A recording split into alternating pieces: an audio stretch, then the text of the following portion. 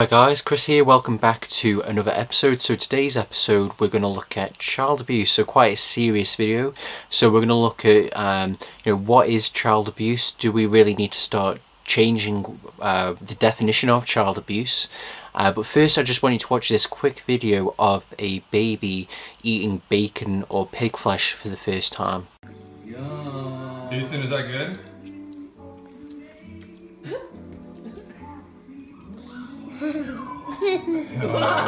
Burger. Bacon. Burger. Bacon. Burger. Burger. Over here. Burger.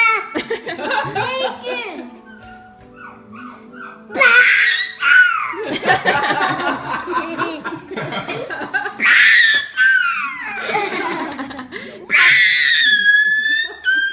Eat some more. Eat it. Eat some more bacon. Oh, that's delicious.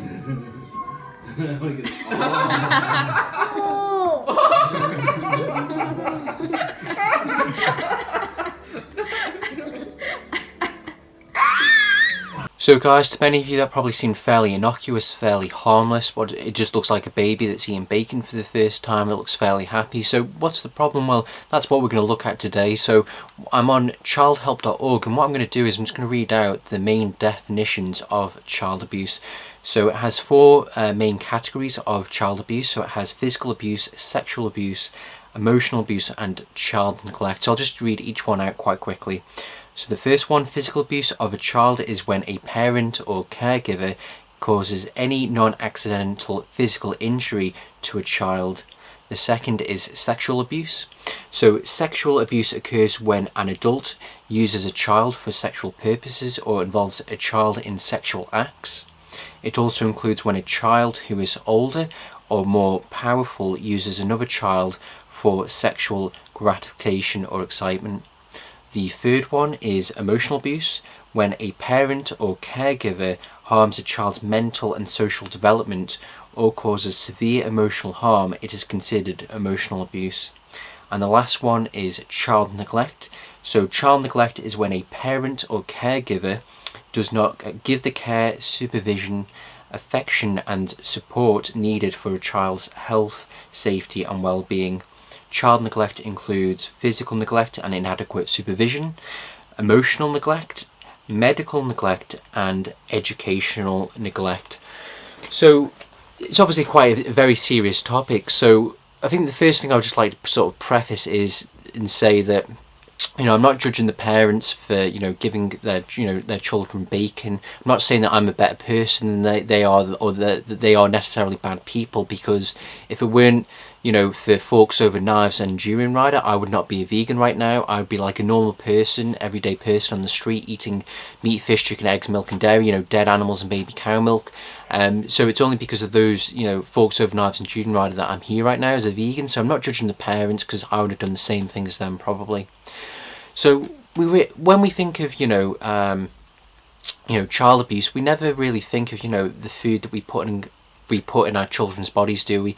The first thing that always comes to mind is some kind of paedophile molesting kids, raping kids, or some kind of drunk dad that comes home and beats his kids with a belt or something along those lines. We never think about what we put in the bodies of our children being child abuse, and I think it's something we really need to reconsider, and it's something that we in the vegan movement also need to start focusing upon, because we in the vegan movement, we tend to focus on either the health aspect of it, mainly in terms of adults, because it's mainly adults who get heart disease and cancer. We mainly will focus on the animals, which is good. We'll focus on the environment and the damage that it causes. Might focus on global warming, but you don't really hear that much focus necessarily upon the children as such, and I think it's something we really need to look at. So when the thing we need to realize is this, that health, or should I say disease, isn't necessarily something that just you're diagnosed, one day and that's it. You then got that disease. Disease is a very slow process, and it often starts in childhood. So if you look at most children, they actually show, quite sadly, hardening of the arteries from a young age. And why is that? Because it's the same food as the adults do. The animal products, the high fat meat diets, the diets that make the adults sick and give them cancer, are the same diets that we give to our children, and we somehow expect it to be healthy for them. So what I wanted us to do is I just want to spend some time considering the effects that the foods have on our children. So let's look at obesity. So about 30% of children today are obese, and that is crazy. And I'm not picking on kids, because when I was young I personally was overweight. I'm not sure if I met the actual clinical definition of obese. I was definitely overweight, and 30% of children today are either overweight or obese. And why is that? It's because we give them the high fat animal foods, the bacon, the chicken, the meat, the milk, the dairy, the processed junk food. The foods that we give to adults, we give to children, and the children get just as sick or as fat as the adults. And the next one I want us to look at is grown up is kids. Many kids suffer from acne. Acne can be very severe for some children because they can be bullied as a result of it, because it can cause severe disfigurement. Thankfully I never really had acne at all as a child, but I look back at my experiences in school and I can think of plenty of other children who did have it. What causes acne in the majority of children? Animal foods, animal products, because they're very fat and greasy. The body tries to bring it to the surface, and that combined with a number of other things causes acne in kids and can lead to scarring, bullying. In addition to that, a lot of children, and I personally experienced this, struggled with bowel movements. So I remember as a kid becoming conscious, of sort of my bowel movements and how bad they were. And I remember once going something like 4, possibly 5 days without having a bowel movement. That is insane. A healthy person, it should take them less than 24 hours or so to, the food they eat to go in their mouth to then come out the other end of their anus. They call it I know it sounds a bit disgusting, but it's called the mouth to anus cycle. So the time it takes from food from going into your mouth to coming out the other end, it should only take about 24 hours or so in a normal person. A normal should be someone who's on a plant-based diet, but we here in the West, again, because we have no fibre in our diet. The average person only has about 15 grams of fibre a day in their diet. Plant-based person would probably have about 70 grams. So if you've got those only about 15 grams or so, you're going to have really bad bowel movements. You're only looking at about 4 days or so you'll have one. Dr Michael Greger, he did a great video on that, and I'll link that in the description. Next one is headaches and arthritis. So when I look back as a kid, headaches is something that I actually had quite often, and when I say quite often, relative to now, I never really necessarily had them much in sort of my late teen years, but when I look back on it, my childhood and early teens, I do remember getting them, and it's something that a lot of other kids can have as well. In addition to that, arthritis, because a lot of kids on the high fat animal product diets, they also promote arthritis in children. And whenever you think of arthritis, you always think of older people, don't you? You might think of elderly people, you never think about children, but arthritis is something that is definitely happening in children at the moment. Next one is, and this is probably one of the most serious ones I think, and it's something called precocious puberty. So the normal age of sexual maturity for girls would be say 16 to 19. But if you look at, a lot of young girls today, you've got children who are starting their, puberty and having periods, at 9 to 12 years of age, which is, crazy.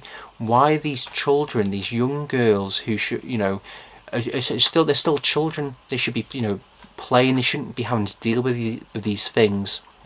Why is it that they are becoming, starting to sexually develop at such a young age?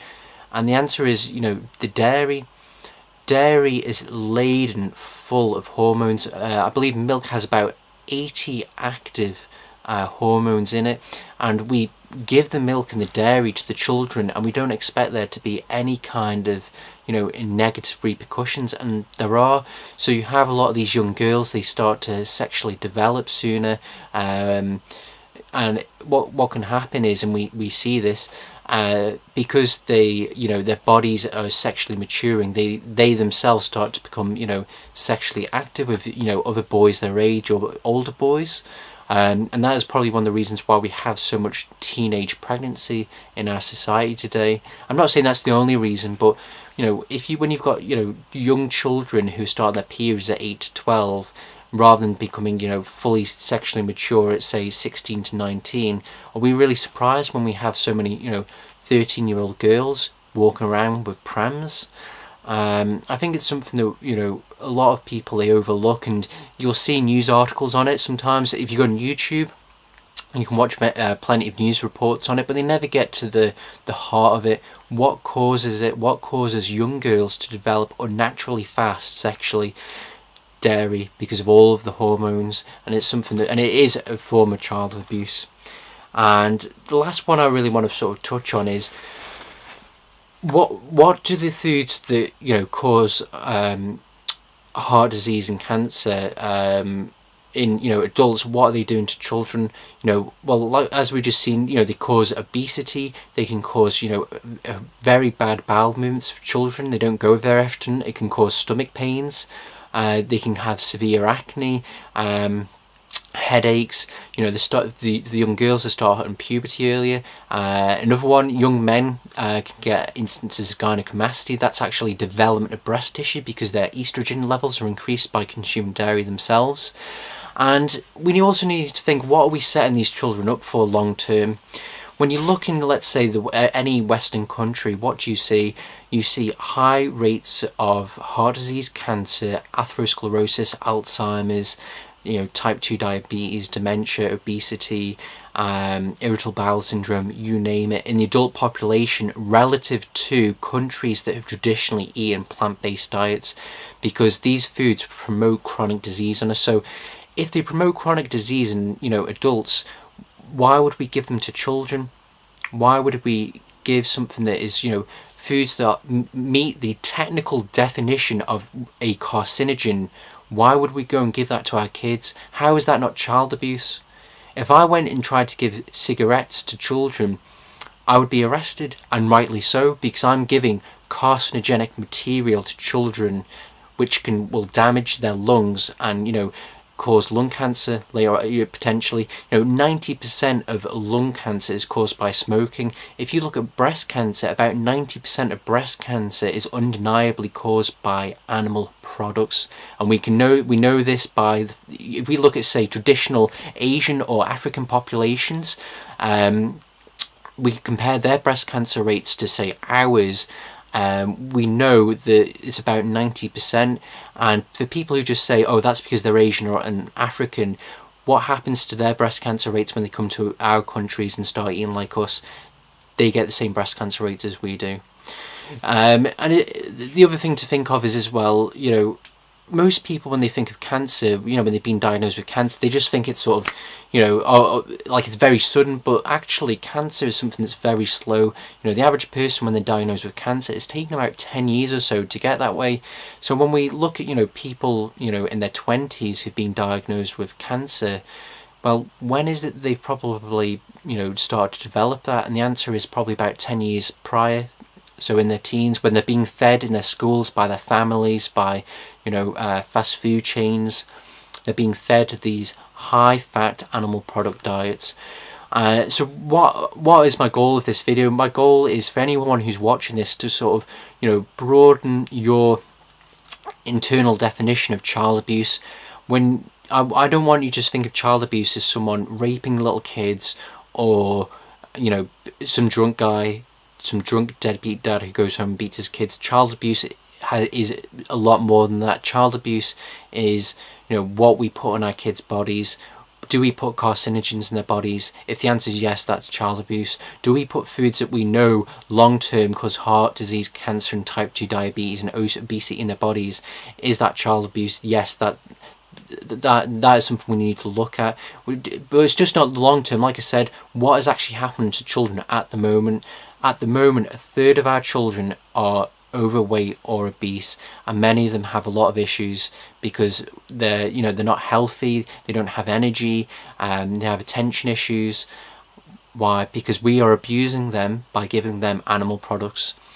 So I hope that was useful, guys. I know it was a bit of a difficult video. Again, I just want to sort of reiterate that the parents, I'm not saying that they are the same as a paedophile. I'm not saying that they are in that category. What I'm saying is that ultimately, it isn't child nurturing, is it? To give a child, known carcinogens, foods which are damaging to them, that is not nourishing a child. So what is it? It's got to be something. So if it's not positive, if it's not nourishing a child, what is it? Well, it's negative. It's abusing a child. It's damaging them ultimately. And then there doesn't need to be intent. A lot of people think that well, the parents, they didn't know that. It's not their fault. Sorry, you don't need intent to abuse a child. A child is about the action that happens to them, regardless of the intent of the person that's doing it to them. So I hope that was useful, guys. I hope it hasn't upset anyone. That was my intention. My intention is just make people out there who have children really think about what it is they're putting in their children's bodies. Likewise, I just wanted other vegans who are watching this to not just focus on the animals and adults, but think about kids. Argue it from the perspective of a child. So when you're in conversation with people, you could say to them, think about what you're doing to your kids. A third of children today are obese. Why do you think that's happening? You need to think about what you're doing to your kids long term. What health consequences you setting them up for. So I'm just trying to give you another angle of attack. If you can't appeal to people on grounds of their own health, upon the grounds of the animals, upon the grounds of the environment, then do it for, use children as another angle of attack. Some people might say that's exploitation. To me, it's just another means by which to appeal to someone to achieve a positive outcome for them, the people they love and care about, and for everyone in society, the animals and the planet as a whole. So I'm starting to ramble now, guys, so I'm going to bring this video to an end. I hope it was useful. Is there anything I said which didn't make any sense? Do you have any questions? Do you have any comments? Do you have any criticisms? If you do, put them in the comments below. I'll always respond. I'll also leave some articles in there from Dr. McDougall. I actually originally saw, the topic of, child abuse come from him, because he, as a physician licensed in Florida, so even though he's based in Santa Rosa in California, he is licensed in Florida. In Florida, they brought out a new law which meant that doctors and physicians had to report child abuse. So he actually reported the dairy industry, the meat industry, the fast food industry a while ago. And when I saw that video of bacon, this little baby eating bacon, something that's carcinogenic, it just sort of brought it to my mind, and I wanted to do a video on it. So please go check out Dr. McDougall. He has some great newsletters, lots of resources. Let me know what you think down below. Until next time, God bless. I hope that this has been useful, and I'll be back soon. Bye bye now. Today I'm going to talk about how I gained weight on Road Till 4 following Freely and During Rider, why you might have done as well. But first I'm just going to show you my tea. So tonight I'm going to eat for my tea, or what do you call it in America, dinner, evening meal.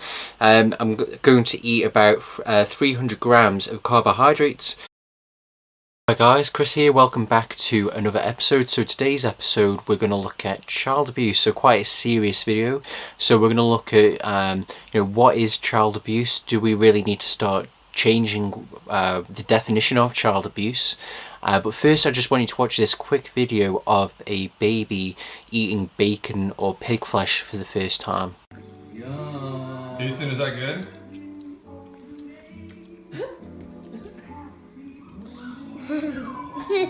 Burger. Bacon. Burger. Bacon. Health, safety and well-being. Child neglect includes physical neglect and inadequate supervision, emotional neglect, medical neglect and educational neglect. So it's obviously quite a very serious topic. So I think the first thing I would just like to sort of preface is and say that, you know, I'm not judging the parents for, you know, giving their, you know, their children bacon. I'm not saying that I'm a better person than they are, or that they are necessarily bad people, because if it weren't, you know, for forks over knives and Durin Rider, I would not be a vegan right now. I would be like a normal person, everyday person on the street eating meat, fish, chicken. So guys, to many of you that probably seemed fairly innocuous, fairly harmless, but it just looks like a baby that's eating bacon for the first time. It looks fairly happy. So what's the problem? Well, that's what we're going to look at today. So I'm on childhelp.org, and what I'm going to do is I'm just going to read out the main definitions of child abuse. So it has four main categories of child abuse. So it has physical abuse, sexual abuse, emotional abuse, and child neglect. So I'll just read each one out quite quickly. So the first one, physical abuse of a child, is when a parent or caregiver causes any non-accidental physical injury to a child. The second is sexual abuse. So sexual abuse occurs when an adult uses a child for sexual purposes or involves a child in sexual acts. It also includes when a child who is older or more powerful uses another child for sexual gratification or excitement.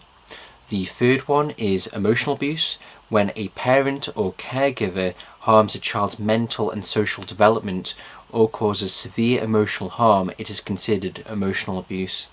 And the last one is child neglect. So child neglect is when a parent or caregiver does not give the care, supervision, affection and support needed for a child's Over here.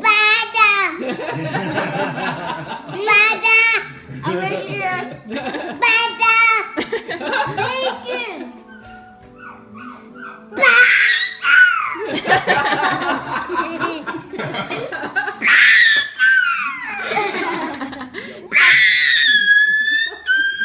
Eat some more. Eat it. Eat some more bacon. Oh, that's delicious. Oh,